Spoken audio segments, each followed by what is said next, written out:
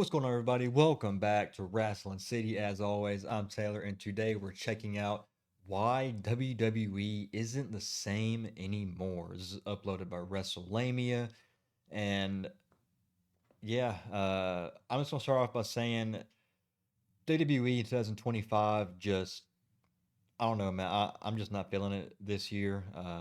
Not like I have been the last 2 years. Like, I think 2023 and 2024 were, I think it was peak years for WWE, and it just for some reason something's missing in 2025. But let's see what WrestleLamia has to say about this. So I'm not gonna waste any more time. Let's get right into it. Here we go. WWE just doesn't seem the same anymore. Be sure to subscribe and hit that notification bell for daily wrestling videos and follow us on Facebook for exclusive lists. And the landscape at WWE has vastly changed over the past 5 years. Ever since the COVID-19 era, something has just felt off about the product. Granted, as a viewer, watching WWE through wiser and more mature eyes naturally changes how you view the product. Additionally, thanks to social media sites such as X, TikTok, and even Reddit, the thoughts on the product from other fans greatly shapes how you personally view pro wrestling, specifically WWE. However, WWE's entire world has changed to such an extent that the product that we see weekly is completely different to what we saw several years ago. What has happened, and why is WWE taking a seismic shift that hasn't been met with universal love and admiration? Pro wrestling's popularity's always gone up. Yeah, I will say the product now compared to 2017 through 2020, that was some pretty rough times for being a WWE fan. And this year it's not great, but it's definitely not as bad as it was during that time. And I don't, fingers crossed that it's never that bad again.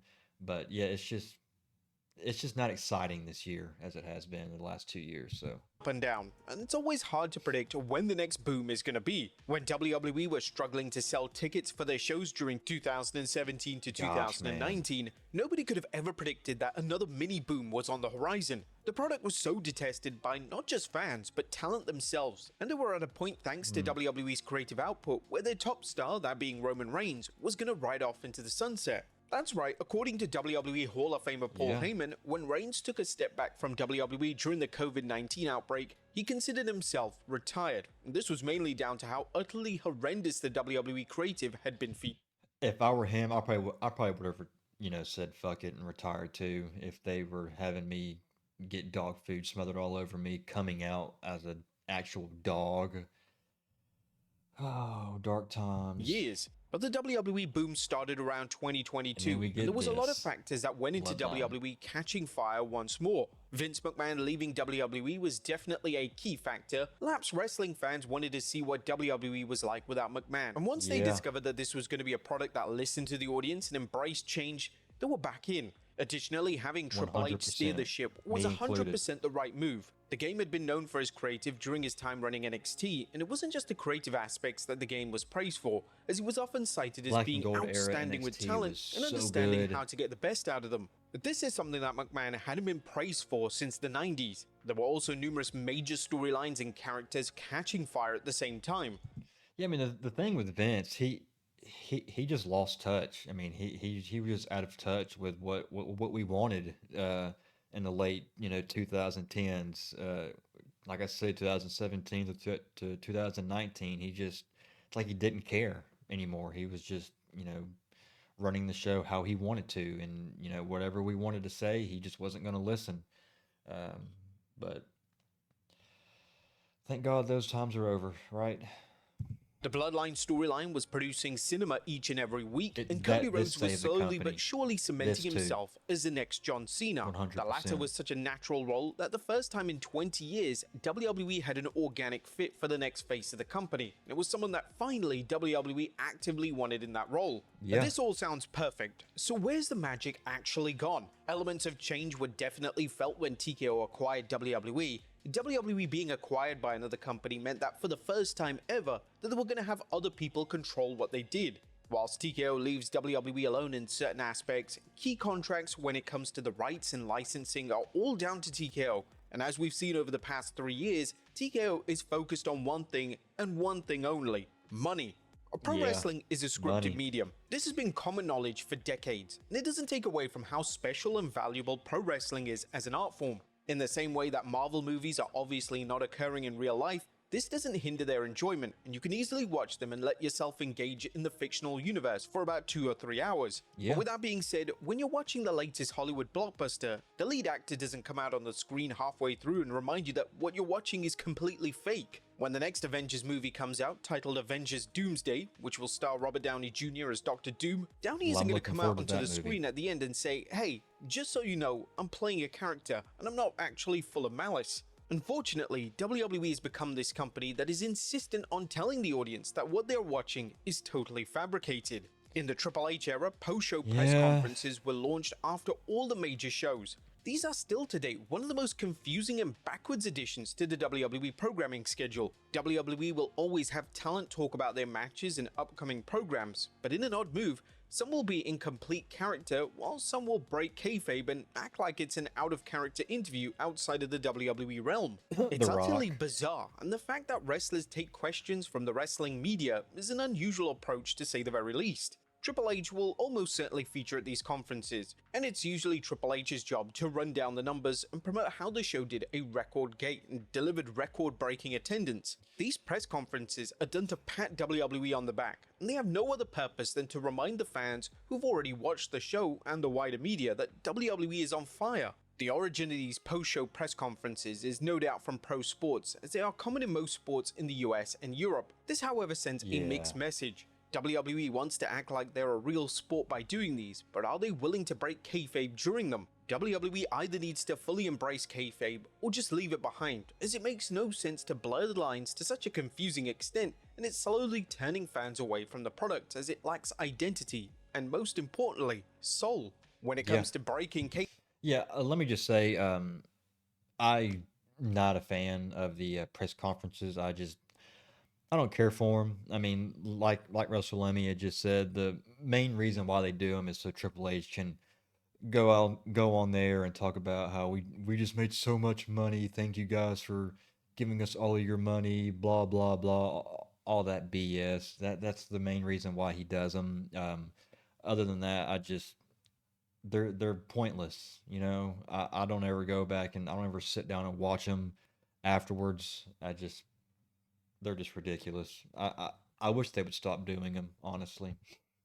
WWE would open their latest era, titled the Netflix era, by having Triple H introduce the show in a video package where he stated, "A great swath of American culture is born of that internal battle between the face and the heel. From ecstasy to humiliation, fame to obscurity, and back again. An endless cycle that changed the rules and blurred the lines, made it harder to distinguish the good guys from the bad, and the shoot from the work, the real from the unreal." The WWE opening their biggest Raw show ever by telling the audience that the show is all fake was certainly a bold Yeah, it was crazy when I saw that because you would have never heard anything like that under the Vince McMahon administration, and then Triple H is just out here telling it how it is. You know. Oh goodness. choice, and the game was even forced to defend this call on the post-Raw press conference, but his justification was a generic answer that really didn't delve into the why. Unfortunately, for those that believe WWE is going What did he answer that say? really didn't delve into the why. And Hang on. unfortunately, but his justification It's what it is. People know what we are. We talk about it. We're not insulting anybody's intelligence. We're an art form, absolutely an art form that captures people's emotions. We don't take ourselves seriously as most other people take us. It was all part of trying to capture that and say, if you've watched, watch this, and hopefully we honor what you love. If you've never watched, watch this, watch this. We'll explain to you what we are. That was the attempt. I guess. Yeah, like he said, that was pretty generic and okay. was a generic answer that really didn't delve into the why. Unfortunately, for those that believe WWE is Literally. going too far with this, it's not going away anytime soon. We have Nope. names such as The Rock shooting a major angle, then just minutes later going live on a WWE sanctioned show and reminding everyone that he's not really a bad guy and going into the inner workings like, of his this is heel just persona. ridiculous. WWE will also release a series titled Unreal. This will see WWE show with kayfabe, there's no middle ground in kayfabe. Either keep it around or just don't use it at all. You can't one show keep kayfabe around and then the next week or so you're like you don't use it. Just stick to one or the other. There's no middle. There's no in between when it comes to that type of thing. Fans the inner workings of the creative team, and based on the trailers for the show, they're going to show fans how to put matches together and why certain wrestlers are picked for certain programs. Does it sound like a unique program? Well, I am yeah, looking sure, forward to but this. do we really Not need to gonna see lie. this as an audience? Some things are better off left to the imagination. If WWE are going to Yeah. continue down this path, we're going to get to a point where the wrestling media dirt sheets are abolished. WWE will run their own dirt sheet and they will reveal all the insider information regarding the company themselves. A presentation is one of the most important elements of a pro wrestling company. Pro wrestling needs to be presented in a certain way to be taken seriously. The wrestlers themselves should have an instant aura thanks to their theme music, the way they dress should scream superstar, and the way they walk, talk, and interact with others should have gravitas. Yep. One of the things that Vince McMahon managed to master was the presentation of wrestlers and shows. McMahon understood the importance of presentation, specifically a theme song. McMahon would always realize that the theme song is perhaps the single most important element of a wrestler's visual and audible presentation. There was never a point during McMahon's tenure that wrestlers were given a theme song just for the sake of it. The iconic Yeah. Jim Johnson often produced tracks with a specific wrestler's character and persona in mind. However, in 2025, WWE used the infamous Def Rebel, and they seem to randomly assign a song based on what they already have in their back catalog. WWE's shortcomings when it comes to the theme songs are exposed at the Royal Rumble Def every Rebel. single year. Due to the show taking place in a gigantic stadium, they rely on the theme song to deliver that initial pop. Due to half the wrestlers having bland, unoriginal theme songs, a solid 50% of them failed to muster any type of reaction at all. Case in point, Finn Balor this year, a man who was once Oh, Universal gosh. Champion of WWE, absolutely getting no reaction whatsoever. It's 'cause he TKO came out to the recently signed a Judgment Day deal theme with Def song. Rebel for the UFC, so sadly, the issues with theme songs aren't going anywhere. And despite names such as Metro Boomin campaigning to work with WWE, it looks like they have zero interest in splashing out in this department. I would Another love for them element to of bring in WWE's Metro. presentation that has changed for the worse is their Anybody. staging. During the 2000s, it was expected that no matter what the show was, WWE would go all out with a unique stage. This would give even the worst shows a sense of identity. But now with every single show outside of Mania virtually using the same set, every show blends into one. This impacts how memorable they are as a viewer.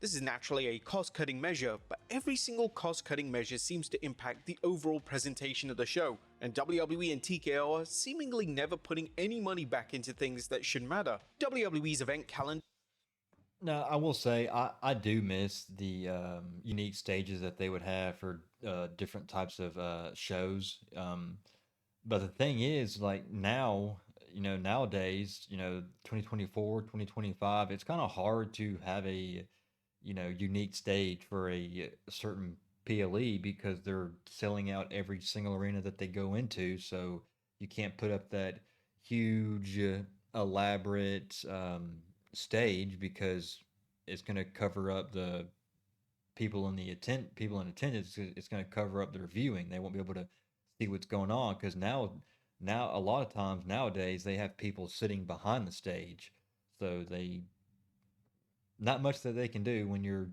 selling out every single arena that you go to. So it is what it is. Pick your poison or whatever. in the first half of 2025 has been an utter disaster. In a unique move, battles, WWE would have the Royal Rumble take place on February 1st, and this was done to accommodate a Saturday night's main event that would take place just 7 days prior. This way of formatting the shows meant that WWE had an extended build to WrestleMania, and this hindered the build as WWE acted like they were building towards a fast They had a lane month show and a for the half. first 5 weeks. Coming out of WrestleMania, WWE would go absolutely crazy with their events as they would have a show virtually Yes. every 2 weeks, Oh thanks my to them having the goodness. majority of their contracted Saturday night's main event shows in the first half of the year. This has been totally exhausting as a fan, as nothing has been given an opportunity Yes. to breathe. And the Yep. crazy thing is, following the Saturday night's main event and Evolution double bill next weekend, they won't have another Saturday night's main event special until December. WWE Thank God. have to avoid this format in subsequent years, as the sheer amount of programming has without a doubt put fans off. The WWE lineup used to be extremely easy to follow, as it would be one major event each and every month, and even the most Yeah, casual fans would be able I to miss follow what that. was occurring and when. However, even the most diehard of fans are stunned when WWE reminds viewers that there's another PLE next weekend. Where's the soul gone? The WWE still has Yeah, I hope one thing that does change in 2026 is that they space out these shows a little bit more. I mean, hell, just in June we had two PLEs. You had Money in the Bank June 7th, I believe, and then what, 2.5 weeks later, 3 weeks later, June 28th, you had Night of Champions. Two, somewhat, I don't want to say major, B level PLEs that close together. It doesn't give the storylines enough time to breathe, and it's exhausting, having to watch all of these shows back to back. And hell, this weekend, by the time you're watching this, we're gonna have three shows. Two on Saturday. You got Great American Bash for NXT Saturday afternoon, and then later that night you got Saturday night's main event, and then the next night you've got the all woman show Evolution 2. So there's gonna be a lot of wrestling this weekend, and then you've got the other company. They're running their show as well, so it's gonna be a lot. has a lot of positive attributes as a company. There are numerous wrestlers that have been pushed due to being organically over, and this type of booking was virtually nowhere to be found under Vince McMahon. Yeah, Additionally, the shows, specifically Raw, are mostly enjoyable, and the big matches on TV are known to deliver. However, the issues mainly exist thanks to the way WWE are presenting the show, and the fact that they're beginning to take the audience for granted. These complaints are shared they often by really fans are. on social media, but WWE takes zero action. In fact, Triple H has firmly turned against the fans, and he spent the majority of the media tour of WrestleMania 4 Yeah, I didn't like this one bit.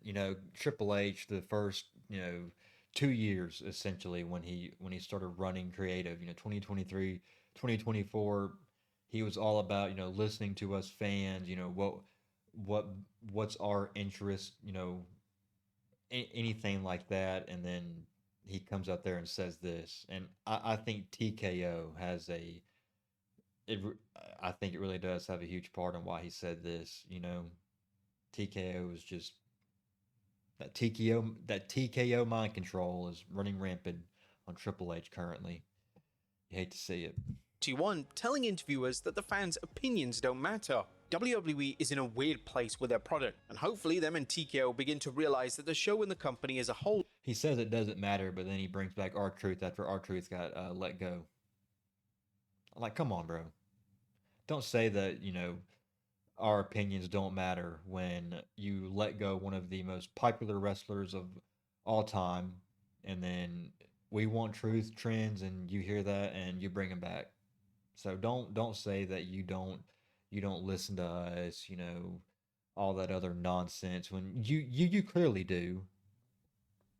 Come on, is dude. missing a total sense of identity, and it's slowly becoming to lose that magic that makes WWE oh so special. What do you guys think? Is WWE just not the same anymore? Be sure to leave your comments down below. Yeah, I mean, like I said in the beginning, 2025 this year, it just isn't hitting for me. It just, these first 6 months, I just haven't felt any real excitement watching the product. I'm hoping. I mean, there's a few things that I've been excited about. Russell. Seth Rollins. I'm kind of enjoying what he's doing. John Cena's heel turn is finally starting to heat up, but I'm hoping these next 6 months they do something to hook us back in. Make us feel what we felt in 2023, 2024, because I want to feel that again. So hopefully things change. But if you guys enjoyed this video, make sure to like this video, and I'll put the original video in the description down below if you guys want to go check it out. But yeah, let me know in the comments down below what you guys thought of this. Do you guys think WWE isn't the same anymore? Anything like that? And yeah, make sure to hit that subscribe button. Come help us make Wrestling City the greatest city in the world. We're on the road to 500 subscribers, but we can't hit that goal if you don't hit the subscribe button. It only takes like 5 seconds of your time, and it's free. We promise you, you will enjoy your stay right here in Wrestling City for all of your wrestling content. And that's about it. I'll see you guys in the next one. Peace.